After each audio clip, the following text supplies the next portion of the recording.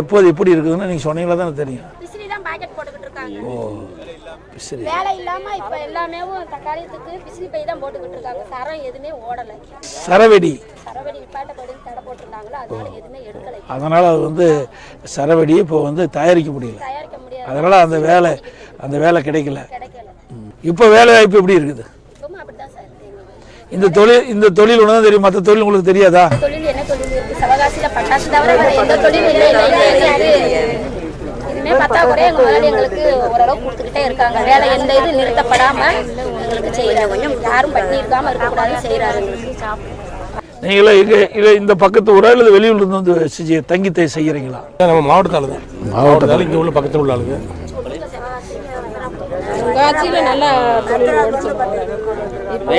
அதிகாரியார் ID இல்லை நாங்கள் வேலை இப்போ ரொம்ப கரெக்டாக வேலை பார்த்தாலும் ஓவர் ப்ரெஷர்.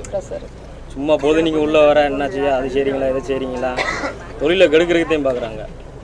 அதனாலேயே பயந்துக்கிட்டு எங்களுக்கு ஆக்சிடென்ட் ஆகுது. நாங்களும் அவசரமாக ஆஃபீஸர் வந்து ரைடு வந்தாலும் எங்களுக்கு அதுதான் பயத்திலேயே ஆக்சிடென்ட் ஆகுது. பாதுகாப்பா எங்கள் உயிரை பாதுகாத்தான் கரெக்டாக தான் வேலை பார்க்குறோம். இருந்தாலும் அவங்க ஆஃபீஸர் ரைடு ரொம்ப தொல்லை. ரைடு வரும்போது எங்களுக்கு பயத்திலேயே நாங்கள் என்ன செய்கிறோன்னு தெரியாமல். எத்தனை ஆண்டு காலமாக அந்த தொழிலில் ஈடுபட்டுருக்கிறீங்க? 20 வருஷமா இருக்கும். 20 வருஷமா நீங்கள் இந்த தொழிலில் இந்த பட்டாசு தொழிலில் நீங்கள் வந்து செஞ்சுட்டு 20 வருஷமா இந்த பட்டாசு தொழில் தான் நாங்கள் வேலை பார்த்துட்டு எல்லாத்துக்கும் சொந்த வீடு இல்லை. எல்லாமே அதுதான் நான் கேட்குறதுன்னா இந்த ஏரியாவில் இருந்து வரீங்களா வெளியில் இருந்தோம்? இப்போ அதுக்கு தான் கேட்குறேன். இப்போ நாங்கள் வந்து அறிவிப்பு கொடுத்துருக்குறோம். அதாவது சொந்தமாக அந்த ஏரியாவில் இருந்தால் அவளுக்கு இடம் வாங்கி நாங்களே காங்கிரீட் வீடு கட்டி கொடுக்குறோம். அதுக்காக தான் இந்த கேள்வி கேட்டேன். புரியுதா? ஃபியூச்சரில் நாங்கள் செய்கிறதுக்கு எதிர்காலத்தில் செய்கிறதுக்கு தான் இந்த கேள்வி கேட்டோம். சரிம்மா, எங்களுடைய ஆட்சி வரட்டும், அதிமுக ஆட்சி வரட்டும், அதிமுக ஆட்சி வரட்டும், என்னென்ன முடியுமோ பெண்களுக்கு செஞ்சு கொடுக்குறோம். முக்கியமாக ஏழைகளுக்கு தேவையான திட்டங்களை கொடுப்பது தான் எங்களுடைய நோக்கம். அதுக்கு தான் புரட்சித் தலைவர் எம்ஜிஆர் அவர்களும் அம்மா அவர்களும் பாடுபட்டாங்க.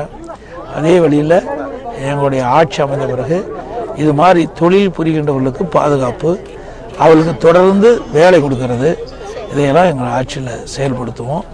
இதில் என்னென்ன குறைபாடுகள் இதையெல்லாம் எங்களுடைய ஆட்சி வந்த பிறகு ஒரு ஆய்வு மேற்கொண்டு இதில் எந்தவித ஒரு பாதிப்பும் இல்லாத அளவுக்கு தொழிலும் நடக்க வேணும், அதே நேரத்தில் உங்களுக்கு பாதிப்பும் ஏற்படக்கூடாது அப்படிங்கிறதெல்லாம் கண்டறிஞ்சு அதில் செயல்படுத்துறதுக்குண்டான முயற்சி நாங்கள் மேற்கொள்வோம்.